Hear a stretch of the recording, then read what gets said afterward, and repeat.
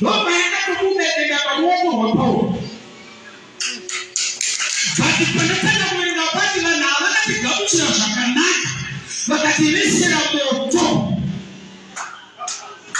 Unasema pale kama mtu mwendeni kama mwawili naye. Bata anakuyaje kanisa hili. Wakati tunakuwa initial interview. Hapo Yesu ndani ya mtu wangu. Bali yoka kazungula relationship. Yaani mwenye kukaliza kwa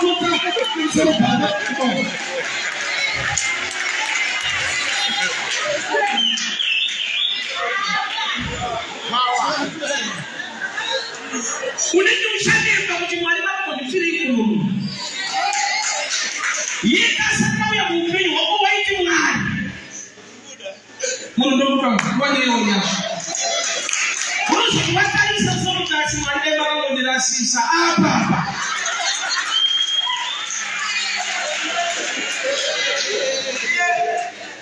Moto kama kwa tuanwazi.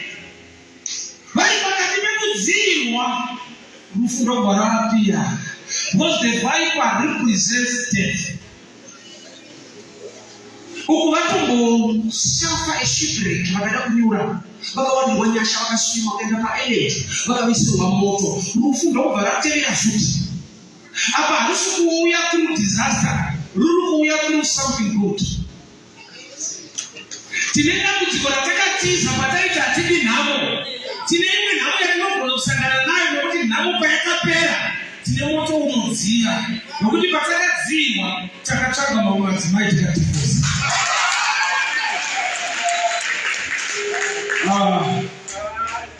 Mulai mune muna muda ni muna muda Paulo. Usakuje tuambiwa wakafana wakati usiana. Life mune muna muda ni muna muda Paulo. Waliwa wakasiana. Kule wanaoneka na moto wako kuzia. Wasika kutuide na uchoka sote. Bali pamoja katoto tezi sababu na amani kutupeni wewe uzie. Bali shasha kana ya ziwa ya kutafuta maji. Ya wewe mtaeleza.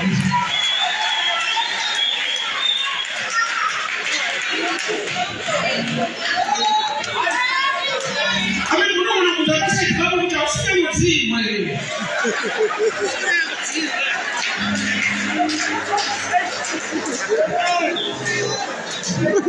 Takamese wa moto. Hakuna namba kutia moto na kuchukua ndoa. Hakuna namba kuchanganya na operation ya mshi.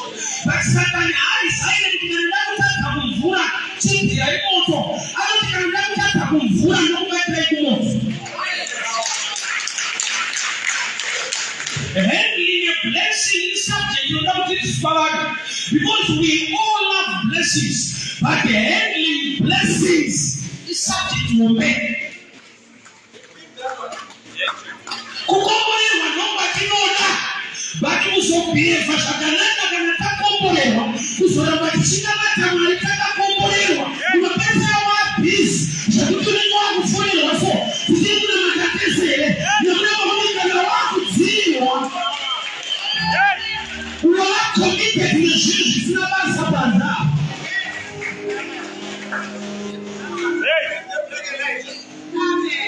Damu zikono mnamuza mnu mcheshi.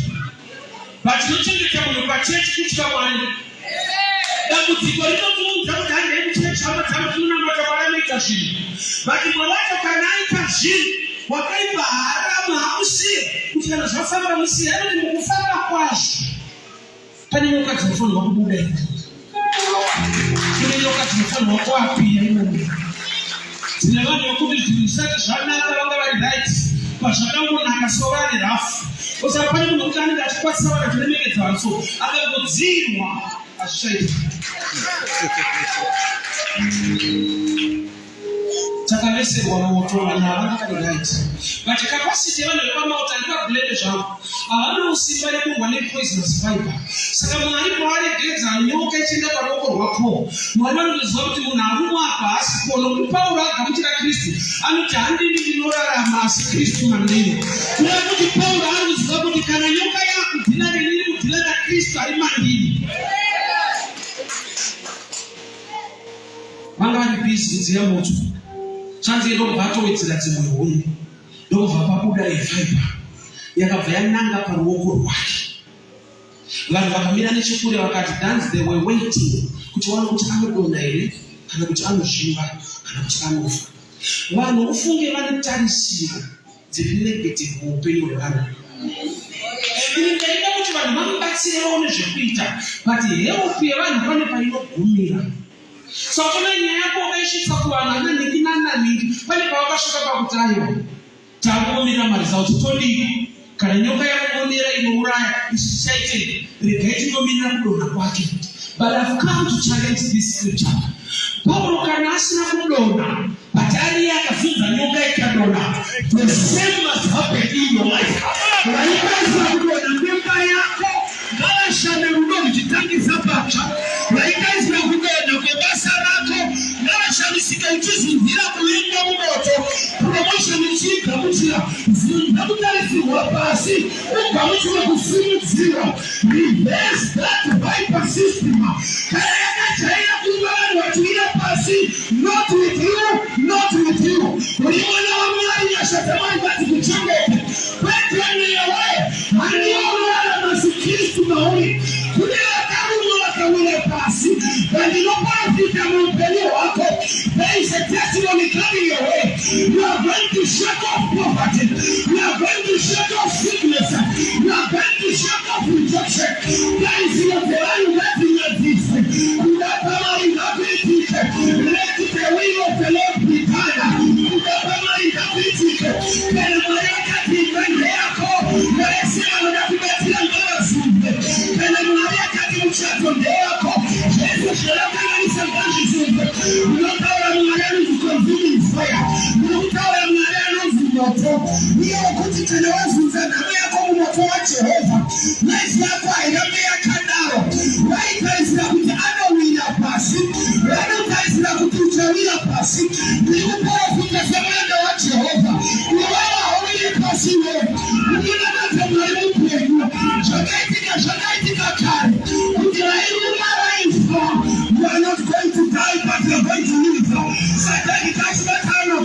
I will not die, but I will live to proclaim the goodness of the Lord. You are not just in you are in the perfect of favor. You know how they were waiting.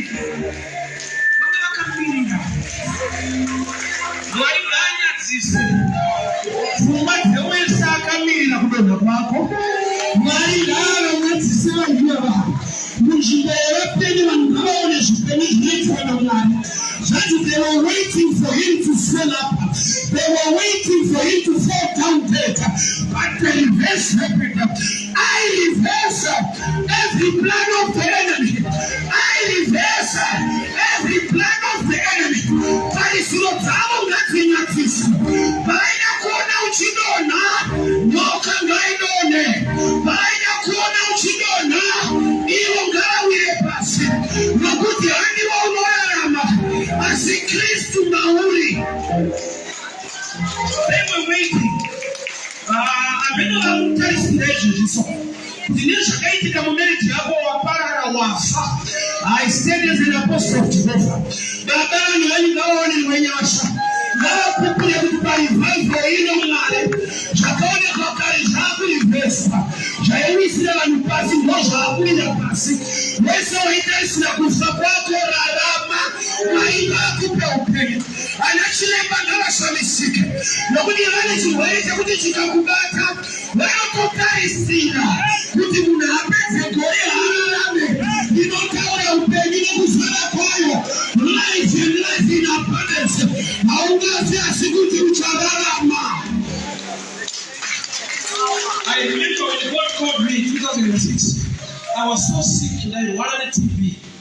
Kwenda pa level yekuti vanhu vaikuona vaikuzvira tsitsi.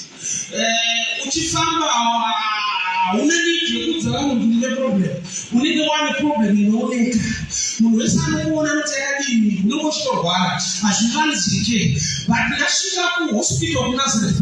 Matemperature nezvese zvatorwa kadziranyorwa. Chiremba achida kuzoona mapatient akasvika pandira akagudha pa2. Kuti ndione kuti zvisaita ndati zvikanzi wauya nayo. Ndikandauya ndege. Nós agite. Mareco dizer se a não rapa. Muna ani mareco zarapa. Agite com zao ya chifamba mfaduni. Why don't you want to know once? What only nani kamili. Chimepata zungumzora katakula shakala no mipango mzungu vinikita. Ndio babu zangu. Au ya ni uidiana. Wanaweza kata au ya ashufanga. There is no medical kuni marecords ekuti vakacheka vanogona kutotaura kuti gora rapera. Why? Because vane experience, vane marecords. Ekuti ukaona BP munhu chinzi inogara yakashuka apa munhu haana pamenda. Kana shuka level yake yakasvika apa munhu haana pamenda. Vane marecords ekuti vane tarisiro dzavo. But tarisiro yevanhu vepamauta yakashaya simba. Vakatanga vataura zera kuti zvinegana mutadzi usikasi kukunda kurarama zvinoda kutomuuraya zvanzi azunzira nyoka mumoto vakachinja futi vakati this one is a god. Vane zvavanotaura against your life ndinoprofita kuti they are going to change. Pavachati mudiwa pavachati hana kwaanoenda kuti akutendwa vanhu vavarivhese tarisiro dzavo dzese nekuda kwekuti nyasha dzamwari dziri muupenyu hwako. Indaimbofundzira kuti Paul paakazvina nyoka mumoto, nyoka yakanotsva nemoto, ndozvandaifunga. But chinoratidza kuti nyoka haina kuurayiwa nemoto inyaya yekuti it fastened on his head. Kuratidza yakasunga paruoko. Saka chakaita kuti agone kuizunza isaini yekuti nyoka payakaruma Paul pane kuti ipe poison kuna Paul. Paul is already dead man, ari kurarama ndiKristu. Saka yakaruma chitunha. Paul paakarumwa nenyoka, nyoka ndo yakava paralyzed. Zvokuti chakaita kuti agone kuizunza yanga isisina kubata nokuti chinhu chake kuti fastened on his head. Kumonera. Saka chinoita kuti aizunze kuti yakava powerless. Yakamonera ruoko ndokubva aizunzira mumoto. Saka haina kutanga kuurayiwa nemoto, moto waipedzisa nyoka yafa nokuti yabata zvinoti touch not my anointed and do my prophet no harm. Pane rekodhi iripo pamota. Ukatoona pamota chiti anogona naye anofa. Zvakaitika kakawanda. Munyika mune marekodhi aripo. Kuti kuona munhu adai zvatopera, kuona munhu adai haana pamimba, kuona adai haana patwe. Kune mukadzi ainzi Rahabhi chaiva chifeve. Wakapinda mugenealogy yaJesu akatoroorwa nevanhu vabva kuIjipiti vana veIsraeri. Iye achigara muJeriko. Chakagonekwa naMwari ndechekuti vanhu apa vakauya vachida kuita spiderland vakasvikira kumba kwaRahabhi. Rahabhi akabata varanda vaMwari zvakanaka. Kutendeka nekururama kwaMwari pakaitwa sungano yekuti uchararama. Rahabhi wakasurviva. Chakazoita kuti arohwe. Mwari vakakodzera rufu rwevanhu vese muJeriko kusiya Rahabhi. Inabva kuti Mwari vari kuuraya vanhu vanozotaurisa mangwana. Nokuti panorohwa munhu panotuka mashoko. May God silence every voice that is speaking negative against your life. Now you can imagine that Rahabhi muJeriko vakasara na 7. Later they said to no man attacking up.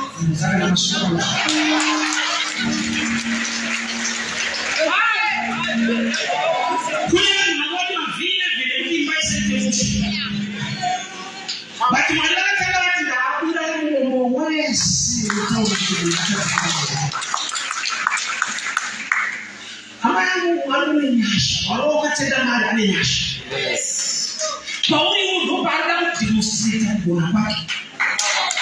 Zvakaitika kumuri kudzidza zvichitika kune vamwe not with you. And chachaitika ndekuti Paul is a servant of God. Vamwe vese vainawo they were criminals. Uyu anobatanidzwa kuti anokwanisa vhakeri unamusungisa. But nyoka manje inenge inosarudza. Haikume vanhu vemisevese kuda kumima wacho waMwari. Zvakuti ndaigona kuita munhu wokuti why nyoka iyi yakamaka Paul yeti vanhu vakawanda. Nyoka iyi represents a demonic system. Yekuti pese pane potential global target. Kureva kuti sangi yekuti une chakanaka chirikurongwa naMwari unoona nenyoka dzinokutevera nedzinokumonera. Jesu chakabata marriage yake, you are a blessed woman, you are a blessed man. sita baba tabasarako as a picture nokuti sinyoka yakasauka tetevha anishika paano nyuma kuti wawirisa anabasa nokuti ulibyali babasa ulibyali unoparitsa vangeli saka kana nyoka yakusauka wekuruma usalile person yaunoti why me, why my business, why my marriage nalakupidera kuti namusakalaka now I know the fire will fall into the fire. Nasi na akusiwa kutaniku maki lopeto ni nao taniku maki wapani shakao nile kwa Jesus. Wamelesa ana problem ni nyoka zipa moto. Nyoka yachi ningi notaimira taako kauma kuyanyura bashipalita uma mfundiswasha and you want to give another second revelation. Paul is a pastor, is a minister, and family team. You guys are the unasema yote ni ana na Paul, waongea na Paul. Wakabie basi wale kwa mount kutababati. Wakatushuka msaiti. Don't problem in the church. Panchuma mfundisi wao, iwe msuluko kwa msaiti. Lakini wanabie basi wale watikana kusiwa kudiyonga bore Paulo tabuna nokuti payakoni napa ina na inofa kuti mwali wale ma problems angu abakutendera kunyuma mwenu anizoto inowa ma problems iwa power ukaona nyoka ipamoto wa Paulo ziwapo tuwawali mwanyasheka mwenye wanofa dari nyoka ya kanuma wametana wala saiti baisa saka kana nyoka ya sila mwemuni na Paulo tanga mwote mwalima itale chile kwa tatapo why because he's defending the viper against you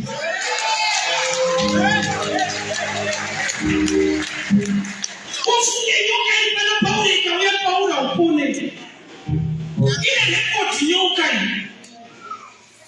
pesi pamoja attack to the father or to the prophet or to the man of God chechi ngai kwenye kusiwa kuti Yesu zilipana baba shaka shaka mtakita wa Yesu lakini wale watu wengine yashawati pale Calvary inawewe nyoka nokuti nyoka ndio uwewe ndio uwewe katika neema ya Bwana pota hapo imeza kutawa taabu zote tinacho tunawewe nyoka katika leo tunalala kusoma next time hapo mmoja usaba kwa mmoja achapo enda kumbele baba temba tunaona leo kwa shinda kumbele wale wao kindara chene kule Yesu yakuma yapana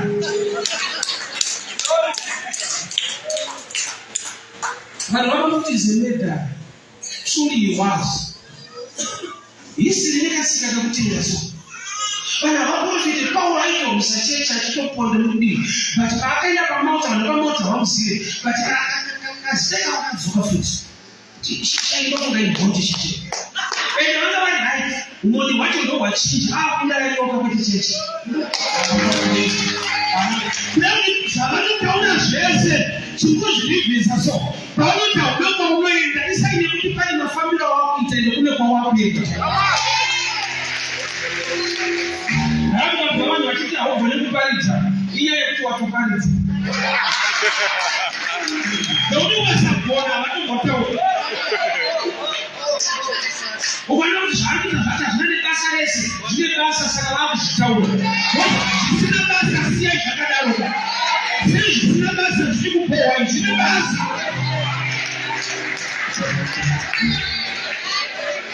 so wale kama utawakamia kule wakatameni zakao kuma sasa ile problem ni wale wasafa shikile na poa wanafanya basi unasema yake poa ndani na matakatifu ukipaka tunashika kwa mashua ibreka hapashwa kuadress utatizo kwa sababu ndio ile vision he was a pastor to the congregation but baada Mungu church anapozoa na watu tena sasa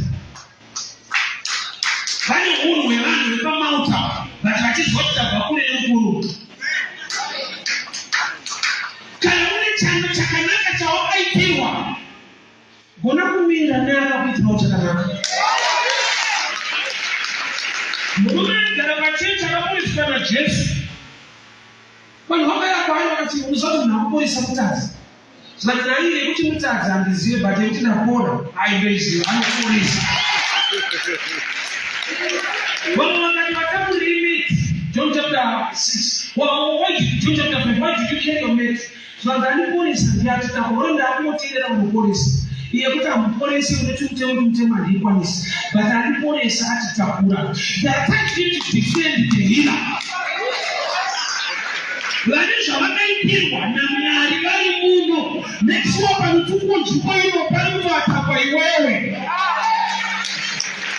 Hatini vana vanopirwa sevanhu vepaMauta.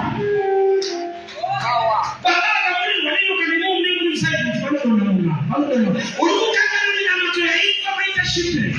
Kuti anzwa Mwari vanoda kuti you are not going to die. Paul prayed for the people vangali muchikepe. Vakuda muchikepe nyoka yamuoko. Nobody prayed for Paul.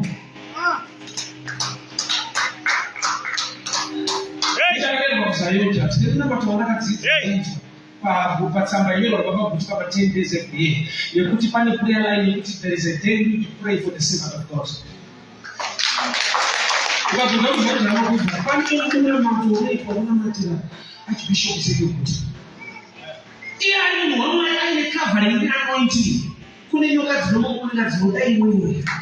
Kunofugama kuti Mwari angadainomotoka pei. Chechi yanhasi inojoina nyika kuseka nyoka yakamonera baba. Vakamunamatira usingashande wakushanda. Vakaruma nenyoka. Wakujoina vanhu kuti anokuwara kudhara.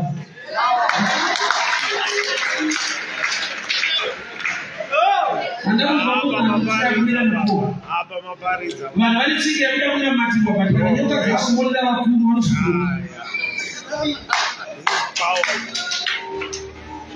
Church is power. PaMauta vanhu vane tsitsi dzavo, but tsitsi dzavo hadzionai nyoka. Kune level yetsitsi yokubati vanhu vanobva vakaite, but kune rimwe dhimoni rinokuda anointing. Help yevanhu yekutsvagirwa moto nekudzira moto iriko, but kune machallenges anodaika kutonhorwa. Because mukatonhorwa chero vanobatira moto vanogoisa moto, but kana nyoka yakumonera pakuda the anointing to work.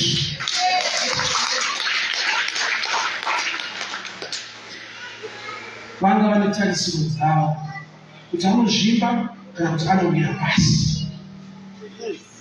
Izvo zvandiziva ndikushumira tarisiro dzevanhu nesituation yauri havakuudzi vari vachizerezerana so kuti hapazi kuwana. Stage yaasvika hakuna kuvachienda une zvekuitika muupenyu hwake. Nebasa racho rakatopera futi. Inyoka yakamonera life yako, but you are not going to die. Uchakukura rimwe gore kuti nyoka dzakamotimonera but kune nyasha dzakatiputira. Tarisiro yemunhu wese paMauta inofanirwa kuvheswa. Moto mudziyo unotadza kupisa nyoka zvokuti nyoka nekuda kwehit yakabuda mumoto. Kune hit yekuti nyoka iche but inokonzera nyoka kumanifesta. Inooneka. Pakutoda kuite moto chete but ruoko rwomunhu anonzi power. So yakamonera ruoko rwake. Iyo nyoka tikadzoka kuna Genesis yakadati hwaya sense. Kwete yekuruma ruoko yakadzi inoruma chitsitsiro. But New Testament yakusiya gongo yakuda ruoko. Can I explain a little bit? Munoziva here kuti Jesu ari pamuchinjikwa mbavha nemusaidhi make dzakadamburwa makumbo. You know the story of Calvary. Yaivapo yekuti muisawirwa pamuchinjikwa kana vakunonoka kufa vanodamburwa makumbo because vanga vakubata sabata iri Friday. So uyu akadamburwa makumbo vakasvetuka pana Jesu vakanoda kutowi makumbo. Nyoka ndiSatani. But Jesu ari kumbe vanhu vaakupromisa zvinokwa zvichaitike weparadhisi. But munhu iyeyo haana makumbo ane promisiyo. In other words, wakaipa ndopaakaziva kuti yekuruma chitsitsiro unoruma zvinosara munhu anotokuenda zvakadaro. Haunongodesha. Munhu ari kuti naJesu tikuenda haana makumbo.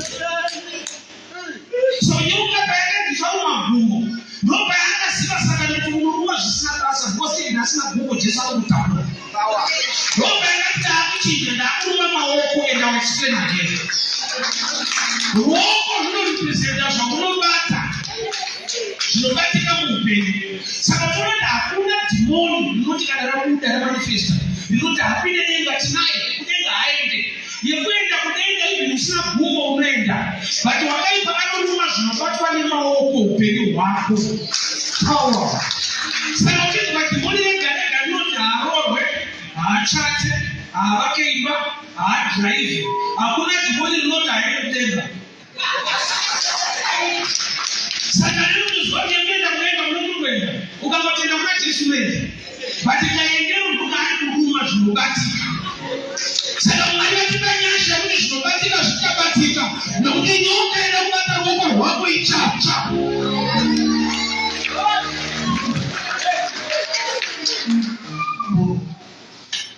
Asana kuzwa pete kumadeliverance ndibona kuti hapinde denga. Hakuende kudenga kwacho tinaye haripinde. Kuenda kudenga kuri nyore ufunge zvekudaro. That's why tine example yemunani naJesu kudenga. Munhu akasiyaende kuchechi aiba. Yaiva mbavha pamuchinjikwa yakanzi naJesu kudenga. Kuenda kudenga kwakapfawa zvekudaro. Zvokuti netsotsi rakatoenda.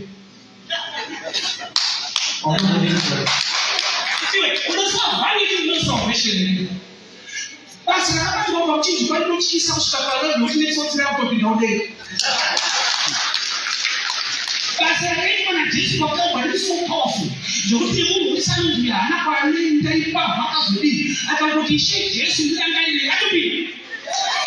Denga rakara zvokuti rakasvika palevel yekuti vakutaura mwena. Mbavha pamuchinjikwa yakapinda kuchechi yainokuisa chechi inoita prayer yavakuti mugare angariro zvinotapera.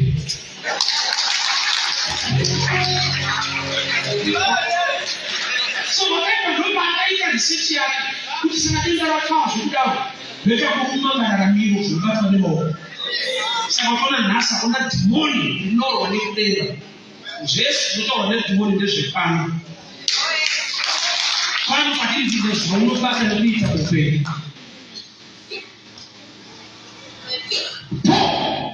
Chakumonera paropa chiri kuprofita kuti pane kwaari kuenda kunoita basa raMwari.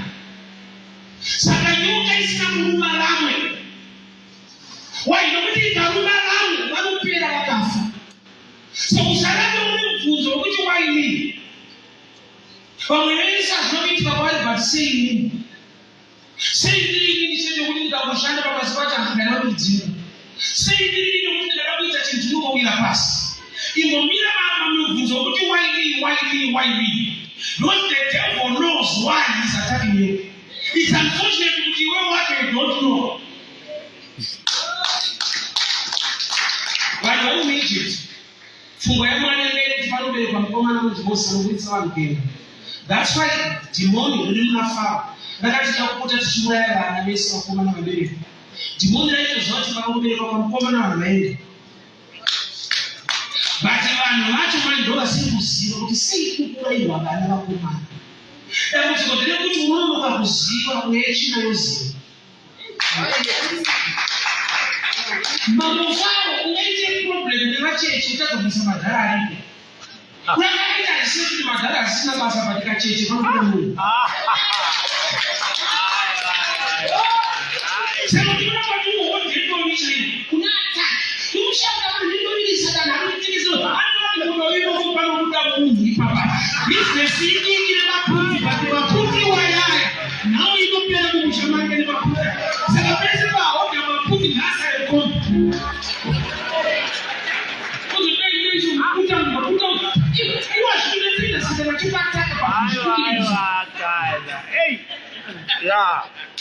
Hauna maroni no, hauna business maroni.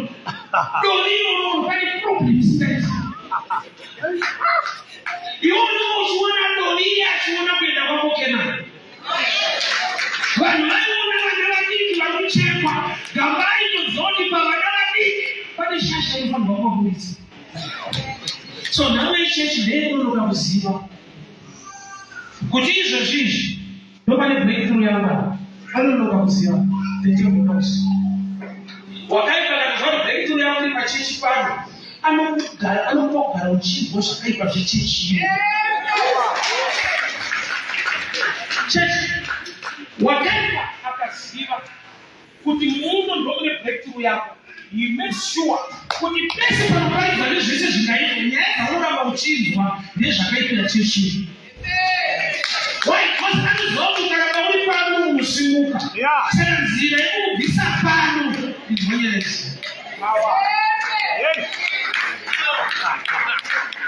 Iwe unozati madhimoni ari kuna Region akatokumbira Jesu kuti musatidzinga munhu rino.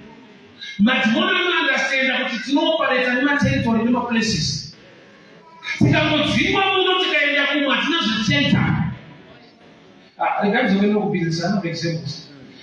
Zimbabwe muno Zimbabwe. Zimbabwe munozoona mamakoti munozofana irrigation. Vanhu ivavo havambofa vakaenda kuBurudeni. Panoda machirira kumufamo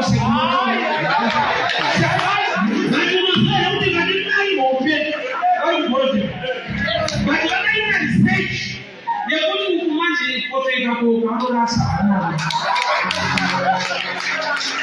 So those raised and the tournament, I don't understand the territory. Nzvimbo ine nyaya. Madhimoni akati kuna Jesu, Ishe musatidzinga munhu rino. Madhimoni zvadzo akatokumbira kuenda munguruve. Haasi Jesu akatanga achipinda munguruve. Madhimoni ndiwo akatokumbira kupinda munguruve. Akatendera. Prayer request granted. Yedhimoni. Challenge prayer request yemutendi. Haisi. Saka ndinetsamulinda Jesu anyatsoa kuna madhimoni. Madhimoni akakumbira kuti Ishe tokumbira kupinda munguruve. Dzemwe munhu. Musati paridze ndinotendera tipinde munguruve dzemwe munhu. Jesu nobvatarwa no problem. Prayer request granted. Let me show you the secret. Come on. Madhimoni ari kuna Region ari kurecognize Jesu nekumupa position yake. Akatanga achema mwanakomana waMwari. Mauya here kuzotiparadza. Kunoti madhimoni anoziva rank yaJesu. Anomupa respect iwari madhimoni.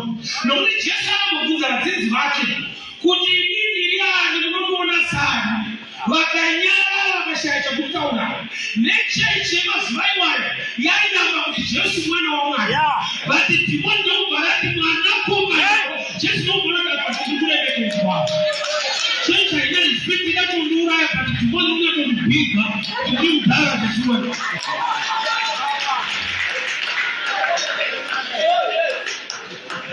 Zvakati kuzikanwa nechechi zvinokumbirwa nemadhimoni ari muRegion. Mwanakomana waMwari mauya nezvotiparadza. Iyo statement yekuti mauya nezvotiparadza ari kubvunga kuti tinotoparadzika netaipe yedu. Madhimoni achida pakurecognize authority nepower yaJesu. Haana kuti anoparadza zvinhu zvamauya nezvotiparadza. Jesu nobvaziva kuti madhimoni nawo batamuziva kuti ndinoparadza uye ndiri mwanakomana waMwari. Ndokwazvo kana tapedza kutaura zvese kuti titenderewo tende munguruve. Because paunoremekedzwa so unofanirwa kuitira kumushinga so. I'll give you an example. Inakana kubhawa. Kubhawa wegona kuenda usina mari but unodzoka wakadhakwa. Triki yachaishandisa wakasvika ndakabata koti rakachimwa so. Unogara nogara pasaidhi pakapa. Wobva kuti muise kundaraunda nokuroka uchimurwa. Akaremekedzwa so. Unobva kukutodzera mwana womunhu wenyu. Unonuya kumubhiga bhiga mwana.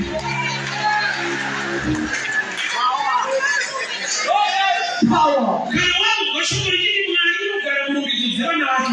Kunoti address yaMwari inotupiwa box worship.